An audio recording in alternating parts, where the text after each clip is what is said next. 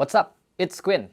Jadi aku kepikir buat bikin satu segmen baru di YouTube channel aku, yang aku juga belum tahu nama segmennya apa, jadi aku pikirin sembari berjalan aja. Tapi di segmen ini aku bakal ngebahas topik yang random, jadi bisa topik apapun, tapi yang masih berhubungan dengan fashion, atau topik-topik yang masih berada di dalam dunia fashion. Jadi di segmen ini aku lebih ke sharing kali ya, share my thoughts atau opini aku mengenai topik yang akan dibahas di setiap videonya. Dan di episode pertama ini aku mau coba untuk ngebahas satu terms yang biasanya digunakan untuk dalam tanda kutip ngatain, karena biasanya kata ini atau terms ini itu konotasinya negatif. Dan orang yang menerima kata ini bisa ngerasa ngedown, bisa ngerasa insecure, ngerasa nggak pede, yaitu kata poser. Walaupun kata poser ini bukan sesuatu yang frequent banget atau yang sering banget kita dengar, bahkan secara spesifik biasanya kata poser ini cuman ada di beberapa komunitas tertentu aja, contohnya kayak skater, komunitas musik, atau mungkin komunitas bola, tapi tetap menurut aku kata poser ini menarik untuk kita bahas, karena ada beberapa sudut pandang yang aku mau coba breakdown. Sekarang kita coba ngeliat dulu apa artinya poser. Ini menurut kumparan.com, ini di Google aku nongolnya paling atas. Umumnya, poser menunjukkan ketertarikan mereka untuk mendapat perhatian bahkan demi diterima di sebuah pergaulan tertentu. Sederhananya, poser adalah orang yang ikut-ikutan, berpura-pura menyukai sesuatu tanpa memahami betul apa yang dia lakukan atau atribut yang dia kenakan. Contoh yang paling sering kita temukan kata poser adalah di dunia skate. Kalau kita berpakaian ala anak skater, tapi kita nggak main skateboard, terus kita post di social media, kita lagi OOTD pakai baju ala skater, nah kita berpotensi untuk menerima kata poser lu. Atau contoh lainnya, kalau seseorang pakai baju kaos band tertentu, tapi pas lagi ditanya tentang lagu dari band tersebut,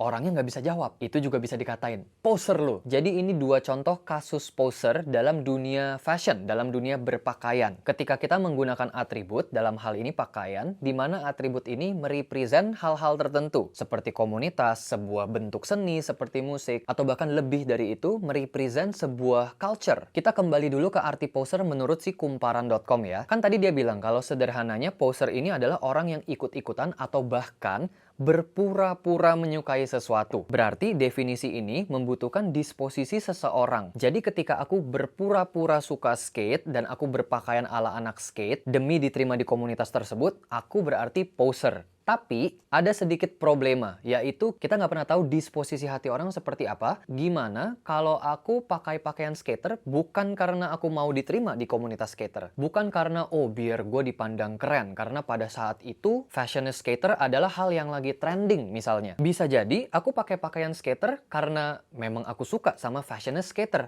Titik, nggak ada alasan lain. Nah, kalau kasusnya seperti itu, berarti sebetulnya aku pakai pakaian skater tidak punya disposisi yang sesuai definisi di kumparan.com. Tapi problemnya adalah karena orang nggak bisa ngelihat isi hati aku bisa tetap terima kata-kata poser. Walaupun aku sebetulnya tidak berpura-pura untuk jadi anak skater. Nah, inilah kenapa aku mau ngebahas tentang topik ini. Karena menurut aku lumayan menarik untuk kita kulik. Dan untuk bahasan kita kali ini, kita harus kesampingkan dulu unsur disposisi hati. Karena sekali lagi ya, kita nggak bisa ngeliat isi hati orang kalau kita nggak bener-bener deket sama orang itu. Ya kita nggak akan tahu ya, apakah dia memang being poser sesuai dengan definisi kumparan tadi. Atau dia sebetulnya bukan poser, hanya suka dengan atribut-atribut tertentu aja tanpa nilai dibalik atribut tersebut. Terus aku juga mau ngebahas topik ini karena biasanya orang yang menerima kata poser, itu tuh bisa langsung down. Yang tadinya dia mau coba berfashion, tapi dia jadi mundur gara-gara takut, nanti gue dibilang poser lagi kalau gue cobain fashion A. Nanti gue dibilang poser kalau mau cobain fashion B. Bisa menimbulkan insecurity juga. Jadi aku juga pengen coba untuk address ke hal itu. Sebelum kita bahas lebih lanjut, kita harus coba apply terms poser ini ke industri lain. Aku akan coba ambil contoh dari industri kuliner, makanan. Siapa di antara kalian yang suka banget sama ketoprak? Ketoprak itu makanan favorit saya. Selain ketoprak, aku juga suka banget sama tempe. Aku nggak bisa bayangin hidup tanpa tempe. Tempe is life. Jadi aku bisa bilang kalau aku orang yang suka banget sama tempe, aku fans tempe. Dan aku mengkonsumsi tempe all the time. Tapi aku nggak bisa bikin tempe, aku nggak tahu tempe sejarahnya bagaimana, dan aku tidak punya ketertarikan untuk mencari tahu. Karena aku hanya mau makan tempe, dan aku suka sekali sama tempe. Nah, dalam hal ini, apakah berarti aku seorang poser tempe karena aku mengkonsumsi tempe dan aku mendapatkan benefit dari tempe tanpa aku tahu tempe itu bagaimana proses jadinya atau ceritanya tempe itu bagaimana awalnya bisa ada. Kita ambil satu contoh lagi, medicine. Kalau aku lagi kena batuk, aku kena pilek, aku makan obat batuk pilek, makan obat atau minum obat yang bener ya? Minum obat ya. Kalau aku lagi batuk, aku biasanya minum OBH Kombi Plus. Itu yang selalu ada di rumahku dari aku kecil soalnya. Jadi setiap kali aku lagi batuk, carinya pasti OBH Kombi Plus. Again, aku minum OBH Kombi Plus karena aku butuh, terutama kalau aku lagi sakit. Tapi aku nggak tahu ingredients-nya apa, cara bikin OBH Kombi Plus bagaimana. Setiap bahan yang ada di OBH Kombi Plus aku juga nggak pernah pelajarin asal-usulnya seperti apa. Nah, in that case, apakah aku seorang poser OBH Kombi Plus? Oke, ini 2 contoh yang aku coba ambil. Dan masih banyak lagi segudang contoh lain yang aku bisa bawakan. Mungkin ada di antara kalian yang bertanya, apa hubungannya itu kagak nyambung sama sekali dunia makanan, dunia fashion, sama dunia perobatan? Betul, mungkin tidak berhubungan kalau kita lihat sekilas,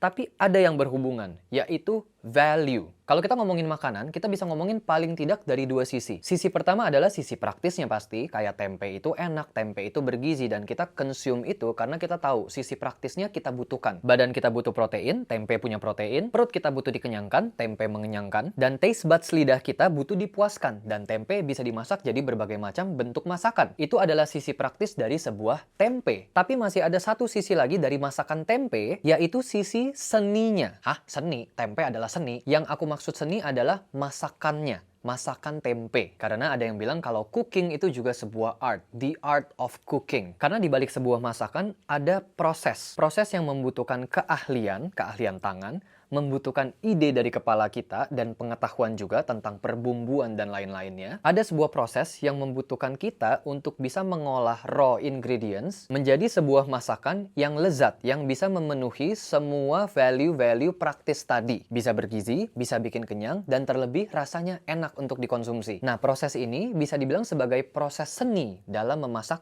tempe. Jadi sebuah masakan tempe punya value praktis, punya value seni juga. Jadi dalam obat pun ada dalam tanda kutip sisi seninya. Jadi di sini kita bisa ngeliat bahwa satu hal ada paling tidak 2 value, value yang tangible atau value yang terlihat dan juga value yang intangible, value yang tidak terlihat. Dalam hal ini, value tangible adalah sisi praktisnya dari sebuah makanan, dari sebuah obat. Dan value intangible adalah sisi seninya, dalam tanda kutip seninya, prosesnya untuk membuat obat, untuk membuat makanan, sehingga kita bisa konsumsi dan kita bisa mendapatkan benefit dari value tangible-nya. Nah, kita kembali ke fashion. Dalam fashion juga ada 2 value tersebut. Ada value tangible yang terlihat, yaitu produk bajunya itu sendiri. Kayak contohnya kaos yang aku lagi pakai, ini kaos yang oversize. Ini warnanya kayak biru telur asin. Terus aku pakai jeans warnanya dark wash, ada kayak totol-totolnya warna pink. Apa ini aku nggak tahu, pakai bleach atau apa nih untuk bikin ini ya. Terus aku pakai sepatu chunky shoes, warnanya banyak, warna-warni. Nah, ini semua adalah tangible value dari sebuah fashion item. Lalu ada intangible value dari sebuah fashion item yang meliputi semua idea, semua proses, creative proses, dan juga skill proses untuk bisa membuat apapun materialnya, dari kain, kulit, dan lain-lain, hingga akhirnya bisa menjadi sebuah pakaian yang sekarang aku pakai. Jadi kaos, jadi jeans, jadi sepatu, jadi kaos kaki, jadi topi. Bahkan terlebih dari itu, fashion item itu juga punya nilai kultural. Sebuah rugby shirt, tangible value-nya adalah sebuah baju dengan kerah, lengannya panjang, ada ribbingnya di bagian lengan, motifnya biasanya garis-garis. Tapi kalau kita ngomong intangible value-nya, sebuah rugby shirt itu merepresent ruang dan juga waktu. Karena di balik sebuah rugby shirt itu ada cerita. Pertama kali ditemukan di mana, di tahun berapa, dipakainya untuk apa. Jadi intangible value dari sebuah fashion item itu bisa sangat-sangat kaya karena merepresent banyak sekali hal. Dari pengetahuan, dari skill untuk membuat fashion item, merepresent kultur, merepresent suatu waktu, sampai ke sebuah historis yang nilainya tidak bisa diukur lagi. Nah, inilah menurut aku kenapa problema tentang ngata-ngatain poser itu bisa ada. Karena intangible value itu juga bisa merepresent sebuah komunitas, kelompok orang yang benar-benar terjun dan mendalami dunia tersebut. Dan intangible value ini bisa menimbulkan rasa proud, rasa bangga, rasa belonging, rasa attachment. Oh, gua adalah bagian dari subculture ini. Apapun subculture-nya, bisa skate, bisa music, bisa sport seperti football. Dan rasa belonging ini, rasa attachment ini, rasa bangga ini yang ditimbulkan oleh intangible value tersebut, levelnya itu sangat tinggi. Untuk beberapa orang bisa menjadi nilai yang seperti cult gitu jadinya. Seperti sebuah nilai religius. Makanya bisa ada orang yang muara banget, luar biasa meledak-ledak ketika klub bola favoritnya dia dikatain sama orang lain. Bisa berantem, bisa tonjok-tonjokan sampai babak belur. Karena kita merasa belong, kita merasa bagian dari dunia musik tersebut, kita merasa bagian dari dunia sports tersebut. Dan perasaan ini bisa menjadi sensitif untuk beberapa orang. Bisa menjadi sesuatu yang gatel gitu untuk seseorang yang benar-benar mempelajari skateboarding, benar-benar jatuh berkali-kali babak belur gara-gara mendalami skateboard, atau lebih dari itu dia juga mendalami subculture-nya skateboard, sejarahnya bagaimana, cerita awalnya bagaimana. Lalu ada ngelihat orang yang nggak bisa main skateboard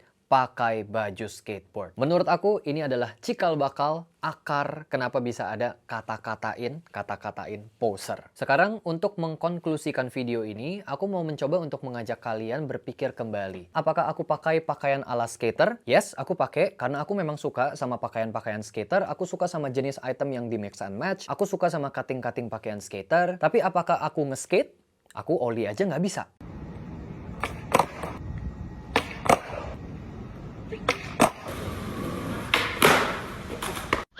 Jadi gue seorang poser skater. Yes, I am. Menurut aku seorang poser skater dan tidak ada salahnya. Terus aku pakai pakaian genre punk. Tapi apakah aku tergabung dalam sebuah band punk? Tidak. Apakah aku dengerin semua lagu-lagu punk? Dengerin beberapa sih, tapi nggak semuanya. Jadi apakah aku seorang punk poser? Yes, I am, I think. Karena aku benar-benar suka dengan fashion dari dua genre tersebut. Sebagai orang yang suka dengan fashion, aku suka dengan fashionnya skater, aku juga suka dengan fashionnya punk. Jadi menurut aku, it's okay ketika kita mengkonsumsi suatu hal, apapun itu, bisa fashion, bisa makanan, bisa obat, hanya karena kita menginginkan satu value, yaitu tangible value-nya saja, atau sisi praktisnya saja yang kita mau. Atau mungkin nggak hanya mau, kita butuh. Seperti obat, kita kan butuh. Walaupun iya, nilai yang plus banget, plus banget kalau kita juga tahu nilai historisnya, kita tahu nilai artnya, kita tahu nilai intangible value-nya. Ini juga hal yang sangat baik kalau kita tahu keduanya. Tapi ini bukan suatu keharusan. Kita nggak harus dulu ngerti tentang semua sejarah tempe sebelum kita makan tempe. Kita nggak harus tahu dulu soal AC nih, setiap kali syuting atau tidur malam pasti pasang AC. Tapi aku bukan seorang engineer yang ngerti soal per-AC-an dan seluruh komponen AC, dan juga tidak tertarik untuk mempelajari soal AC dan seluruh komponennya. Tapi aku pakai anyway, karena aku hanya butuh nilai praktisnya saja. Jadi it's okay untuk menjadi tempe atau masakan poser. It's okay untuk menjadi AC poser. And it applies also ke fashion. It's okay ketika kita mengkonsumsi suatu fashion hanya karena kita mau tangible value-nya aja, karena kita suka desainnya, kita suka cuttingnya, kita suka warnanya, tanpa mengetahui intangible value-nya atau bahkan tanpa tertarik mengetahui intangible value-nya. Anyway, kalau kita mau ngomongin hal yang paling relevan tentang poser dan fashion adalah streetwear. Karena sekarang streetwear adalah sesuatu yang sangat naik di dunia fashion. Sebagian besar dari orang yang baru pertama kali tertarik dengan fashion pasti masuknya ke streetwear dulu. Sebagian besar dari kita punya dan memakai fashion item streetwear, tapi seberapa besar dari kita yang menggunakan streetwear dan betul-betul tergabung di dalam sebuah komunitas atau melakukan movement yang berhubungan dengan hip-hop subculture. Karena kalau kita ngomongin rootnya streetwear, itu berhubungan erat dengan beberapa subculture. Contohnya hip-hop, surfing, skateboarding. Kalau kita ngomong hip-hop, seberapa besar dari kita yang pakai item streetwear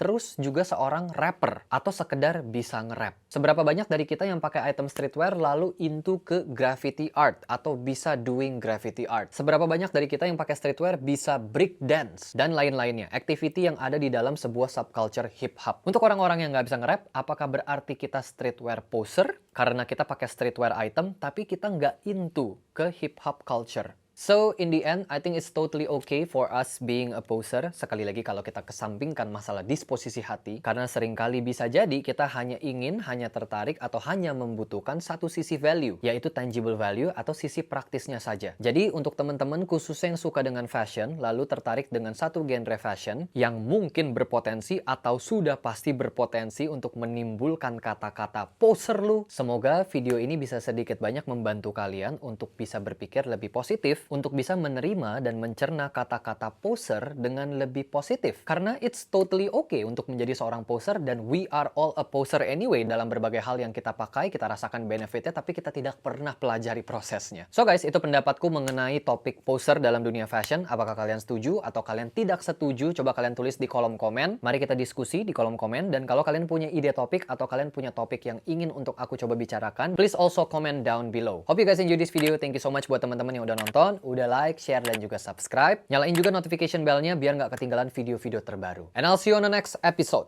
Peace out.